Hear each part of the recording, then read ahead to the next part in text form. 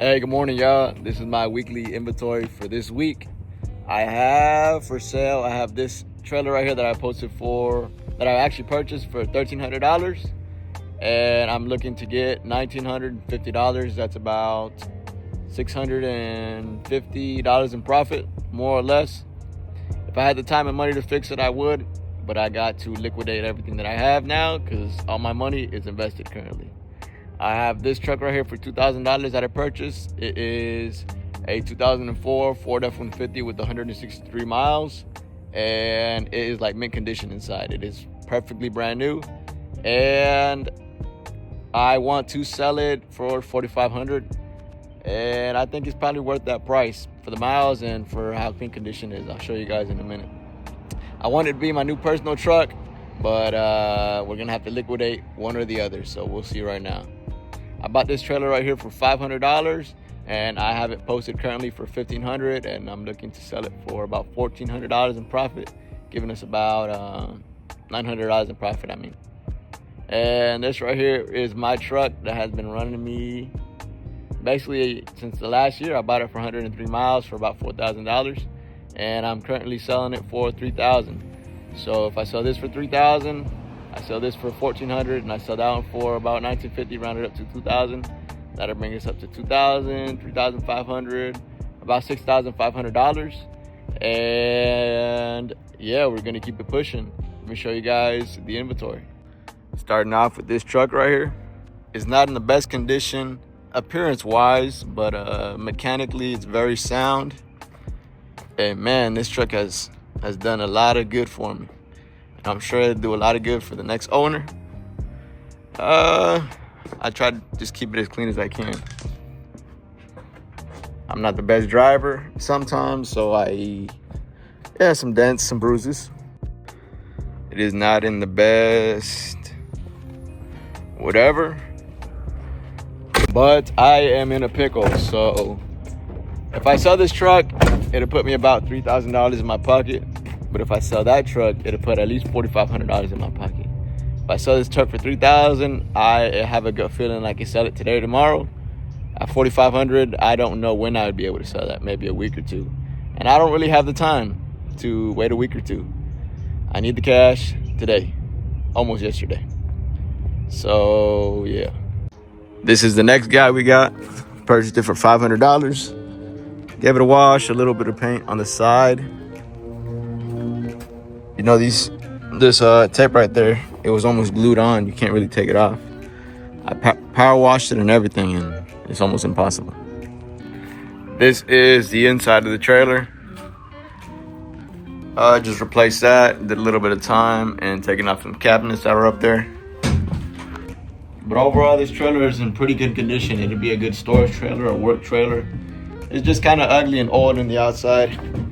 And the fact that it has no paperwork, it could be a downer. So you got to sell it for a little bit less. And just be grateful for that. You know, instead of getting botched paperwork and stuff like that, you just sell it, you make some money, and you move on. Second up is the new truck that I bought.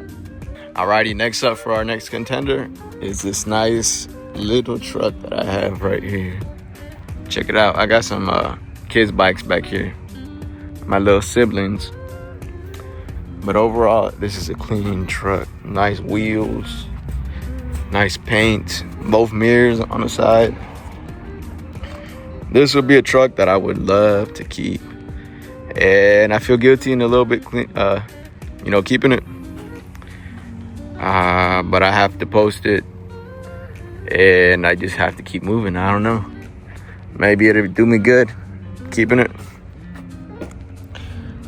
You know, I'll be able to actually drive people around. Just feel a lot better having a clean truck, a clean interior. Nothing's broken. Mats are clean. The inside of the seats are a little bit stained, but those could get taken out or seat covers in it. But overall, it's very, very clean and very, very well taken care of. Some older folks. Let me turn it on for you. So the only sad part on this truck, the battery died out. yeah, so that's one of the points on this truck. Something is draining the battery, and I'm not too sure where. The battery is pretty brand new, so it shouldn't be the battery. But something inside the truck, some sort of fuse or something, is draining it. And I got to figure that out to be able to drive this truck as a daily driver. So it does sound like it could be a fuel pump. I don't know much about trucks. I don't know much about cars. But that would be the only sound thing, the only logical thing that would be here. It almost sounds as if it's continuously pumping. So I'm gonna check that out and see what that's about. Okay, I am not the most knowledgeable cookie in the jar, but I know that God will never equip me with a challenge that is unsolvable through Him. So, nothing too hard. Right now, what I did, I used ChatGPT. I just give him what I'm hearing, right? I'm hearing noises in the back. Tell him the truck. I'm looking at YouTube videos. They told me that pump 34, or fuse number 34, controls the fuel pump. So if the noise comes from the fuel pump and I pull that out, I checked it, it's not burnt. I took it out and the noise persists, so the noise isn't coming from the fuel pump. I can't check the whatever it's called that they check over at the AutoZone, because those fuses are popped, so I got to replace those. I'm gonna do that. Maybe that turns on, and then we'll figure out what that noise is, and we'll just solve the puzzle like that. So I'm gonna go ahead and do that. Got the owner's manual right here. Let's see.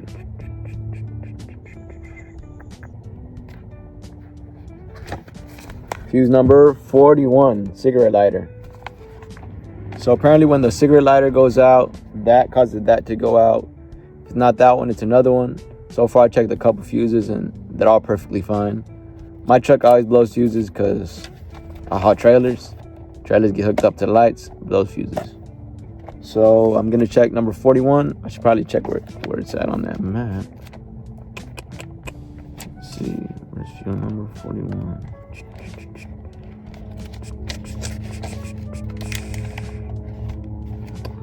Fuse number 41. Oh, 41 on this side. Pretty easy to locate. Boom. Make sure I got it. Got it. Let's go.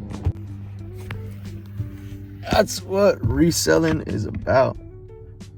Solving other people's problems, basically. Okay, so fuse 41 should have been right here. Or it could be on. Should have been right about here. And there's nothing there. Which is strange. So yeah, it looks like we got it right.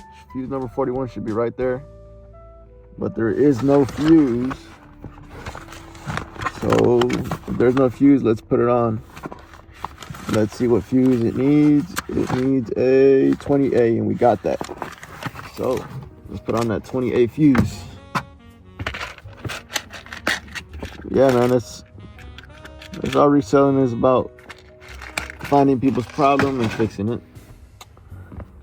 You just can't freak yourself out. You just gotta trust in God and trust in your own skills to find what the problem is and fix it.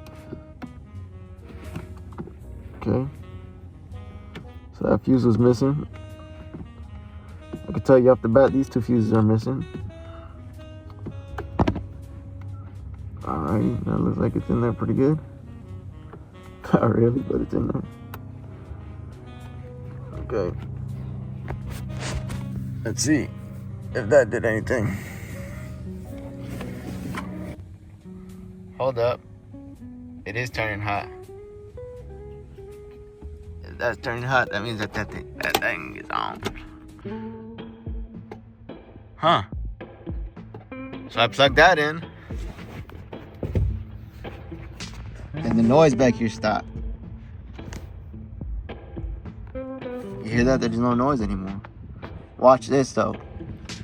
As soon as I pull it out, the noise is gonna continue. You hear that? And this thing turned hot, very, very hot. Matter of fact, okay, we're definitely onto something. So I put in the fuse for this one, because if this isn't working, then you can't check the plug-in to check what fuses or whatever is wrong with the truck. Right now, I think the only reason that would be off or taken off, would be because what if there's a check engine light, and the only way to take it off and not read it would be to take this off, which would be the reason that fuse would be missing. But now that this is hot, you see when I plug it in, the noise stops, which is strange because there was no issue when I was running the truck. I'm gonna go ahead and jump this truck, bring my truck around, jump this truck, and see what we have here, because something strange is going on.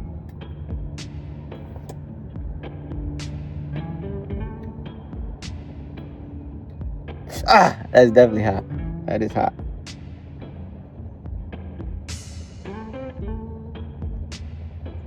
Not hot enough to burn the paper, but it is hot. Man, that's why I love my truck. It may not be the prettiest, but it turns on and it sounds amazing every time I turn it on. It's reliable. That's why I love it. Oh, just wanna be in control. Wanna know what you think. Wanna know what you think.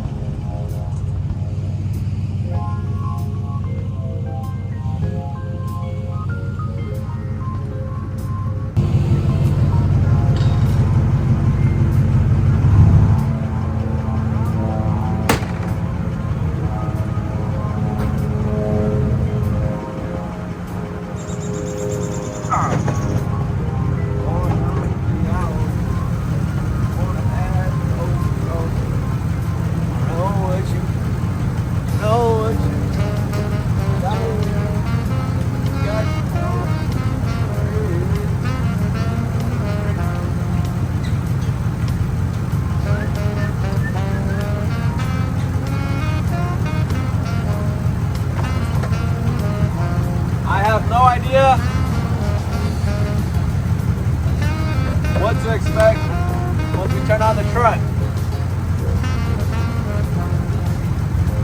Are we gonna get a check engine light? Did we solve the problem? I don't know. We'll see.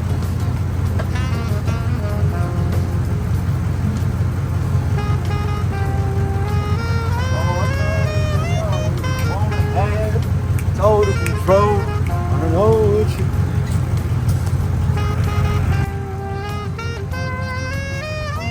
We're gonna give this like 5 seconds. You'll see what I mean. You'll see what I mean by well, I like this truck. This truck just, I like to feel like I'm driving in something. I like that. Well, I've always liked that noise. Some people don't like the way it sounds. I love it. This truck, grandpa truck. Don't make noise. Let's turn it on.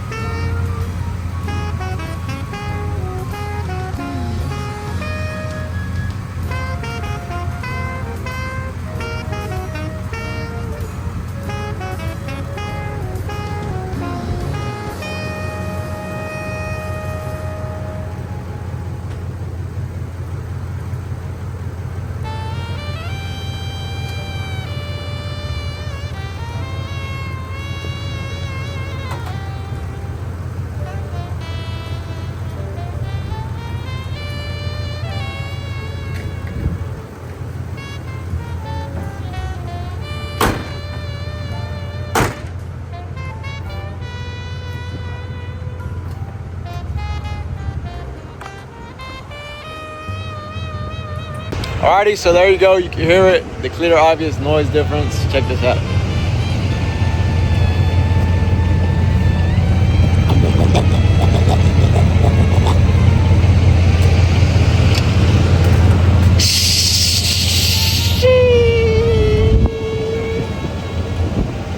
There's almost no noise. Not much vibrating.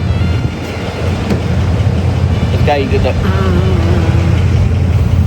But yeah, let me show you guys what I was able to do with these fuses. And life is so beautiful sometimes. All that is wrong is a fuse, you know. And let's hope to God that's all it is sometimes. Let's hope to God that's what it is today. It's just a fuse, you know. Okay, so this truck has been a little neglected only because he bought a new truck and he just used this to feed the homeless. You can see that got pretty red. You don't want to touch that. And he sort of skipped on the oil changes. I think the last time he did the what are those called? There you go. So this should be working, which means this should be working. Which means if there was a check engine light there, we would know it. And there isn't one. Spark plugs were last changed at 90,000 miles. I was trying to show you guys. But this only has 163,000 miles on it right now. The ticking noise is practically gone. But I'm wondering if I turn off the truck, is it going to turn back on? So let's go ahead and do that right now.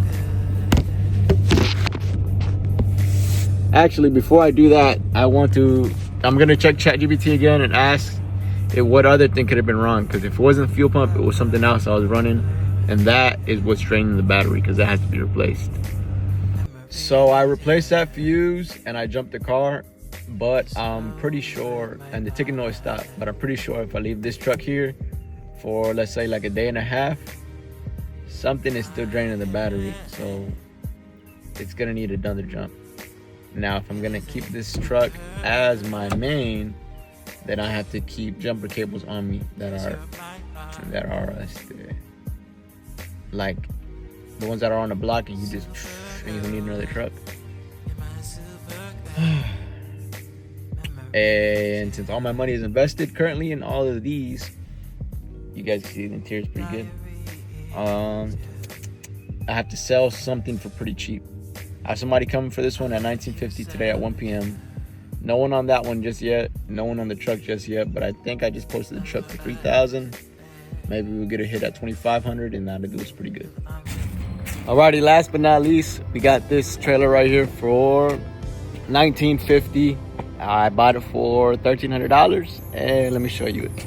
Boom, right off the bat, you see that this panel needs to be replaced. These panels are about $50 to $90 each. That'd be $180. Plus another one, if you want to replace that one, that's already $200. Now, if I had a pressure washer, I would pressure wash this bad boy. The tires are pretty good. And I'm not gonna pull the ramp gate down because there is no strings to the ramp gate. So it's very heavy. It probably weighs about 200 pounds. And yeah, so I'm not pulling that down. That needs to be replaced. And that's mostly a time issue.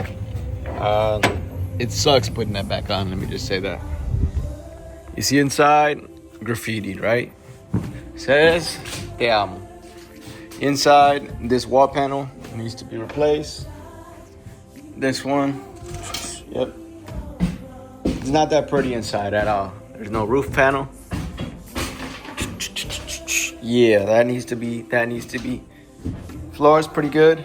Except for right here, maybe there's a soft spot. But I mean, it is what it is. It's for $19.50. It's a 7x16. You're not gonna get nothing very, very pretty at that price. It's just what it is, you know. But yeah, that's basically all I have for sale. That's my current yard. It's not the best yard I've ever had. I've had a lot better trailers at times.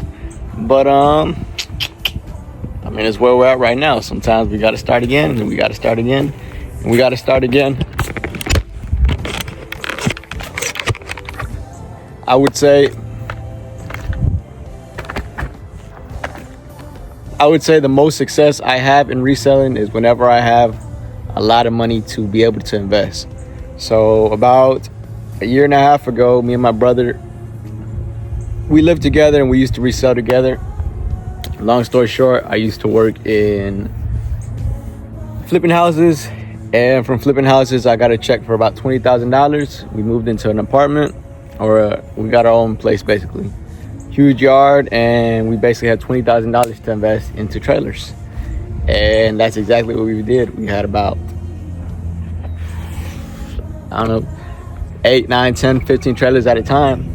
And each one of those bringing in $500 to $1,000 in profit. Pretty good. It brings in a lot of money, but we started splitting it in half. And then, as the story goes, we split ways. I went this way, I went down. He went down. Took a long time. We found faith in God. We got our faith back. We definitely went through that little trial. And now we're here where we have to start again. The lucha, the fight, is bills. You got money helping people. You got money escaping through random bills, this, gym memberships, subscriptions that you forgot the password to so you can cancel, insurances. So all these little stuff where money's escaping. And at the same time, you have to have all your money basically invested to be able to sell fast, So this trailer I could have sold pretty fast at $1,500. This one I could have sold pretty fast at $1,100. And that'd give me about $800 in profit on this one and about $300 on this one, because they're not that good trailers, right? So what ends up happening is, because you have terrible trailers and not a lot of money to invest, you have to hold your trailers for a little bit to get the most maximum price. But what ends up happening with that is you leave other trailers on the table. So yeah, basically what my challenge is I have maybe about $6,000 right here. Get the $6,000 out, liquidate it, and just keep it moving. And yeah, that's basically what the story is. This is where I'm at right now. I'm not at the highest place. I am the trailer boss, and I pretty much can be. The only problem is investment money. If I had investment money, I would have 20 trailers right here the whole time. I'd have workers working for me. But that's not where we're at. And in order to get there, we have to hustle. And that's just how it is. I'm starting anew. So what I have to do is, let me show you real quickly. Boom. This is my hustle. These are my hustles. This is the way I can make money. I resell plants. I can make at least $500 to $1,000, sometimes $5,000 in a week reselling plants. Swooper, this is the bot that we had created that basically allows you to get anything at any single price at a discount price, right? Something gets posted for $500 on Facebook, you're the first person to see it. What I do is I refer people to it. So the app itself costs $300 a month. I pay $300 a month, and I get 30% of everybody I refer. I have about 10 people who I referred. I get about $600 a month from Swooper. So that's another way I can get more money in. Trailers, boom, boom. I'm limited only on the fact that I want to make as much money as I can, and I want to keep buying more trailers. So I can't have 10 trailers right now. I could have 2, 3 at a time, sometimes 4, depending on what price I get them. If I get them at $500, I can have 4 at a time. If they bring me $1,000 each, I just turn $2,000 into $4,000, and so on and so on and so on and so on. But since that's the thing that makes me the most money, this eats at my bills. So this pays my rent, this pays my insurance, this pays the clothes I buy, this pays money, whatever, right? It pays all the expenses. YouTube. So as you can see, I'm currently doing YouTube, and I love it. And it doesn't pay me nothing, but it helps me share my life, and it brings me sanity. Reels. So YouTube Reels can pay me anywhere from $100 to $200 a month, which isn't a lot. It depends on how much views. I think for 1 million views, I get paid $300. It's not a lot. And I don't care for millions of views just yet, because I want to get myself in order. If I want to be the trailer boss, I got to become the trailer boss again, and I'm only going to get there through hustle. Next is rentals. So I want to start renting out trailers. Obviously, since my money is so tight, I can't start renting out trailers. But let's say I get a new trailer for $850, like the one I got. I could have rented that out for $400 and just kept that money moving. But that's slow money, and I don't know if I want my money just yet stuck just like that. Next is cars. Boom, I bought this car for $2,000. Slowly I can sell it for $4,500. And I think I probably ought to do that. You know, I do want a new car, but my old car has been very reliable. And I told myself, if I'm gonna be flipping trucks, cars, I'm not gonna fall in love. That's what people do. I've seen it happen a bunch of times. People go to flip cars, they buy a car, they fall in love, they keep it. Boom, no motion, right? So if I could sell this one today, I pay off all my bills. If I could sell these two, I pay off all my bills, and then I have enough time to sell this one for, let's say, $4,000, right? And that'd be good. Next is couches. So couches is something that I really have not wanted to do, but I know it can bring in money. If I get a couch for free, I can sell it. You gotta clean it, you gotta drive, you gotta have storage space. It's a lot of things, a lot of different components that you have to do in order to make money in that hustle. And with the trailer, you just get it, you wash it sometimes, and you sell it, you know? So it's like coming from a world where you make thousands of dollars to humbling yourself all the way down to making $300. And I don't know if I could do that. It's very humbling, you know, especially at the fact that if I just had more money to invest into trailers, I can make a lot more money. I can make $10,000, $15,000 every single month. But I don't have that money, and I have to get there. So it's about humbling yourself down, or finding an investor, finding a partner. But then you got to split all the profits, which sucks, right? And you can't bask in the glory of doing it yourself. If I had somebody who could loan me that $10,000, I would definitely do that. Pay them and help myself get back on my feet. But yeah, basically that's what it is. That is the hustle. The trailer hustle is a great hustle. I think the way to get out of the daily hustle would be to just having a lot of trailers and reselling the old ones, and then renting out the newer ones that you get for the prices of older ones. You know, so that way, instead of having to buy a $2,000, $4,000, $5,000 trailer to rent out, you get the same one, maybe a year or two older, for $1,000, and you rent it out for $500 a month, and that starts building up. That's the way my dad did it. He took the money, you know, he started fixing and flipping houses, and from that money he took it to rentals on mobile homes, and he built his rental portfolio, and now he has, you know, $60,000 a year coming in from rentals. It's slow, it's painful, but when you got a purpose, when you have a goal, you get it done.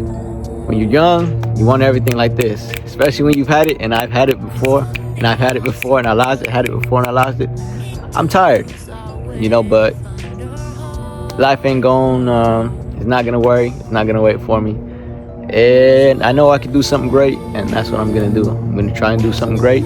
Hopefully the good Lord blesses me with that. I don't know why, I don't know where he wants to take me, but I'm just gonna keep trusting in him daily, and yeah, keep recording videos for you guys. So I'll see you guys in the next trailer flip.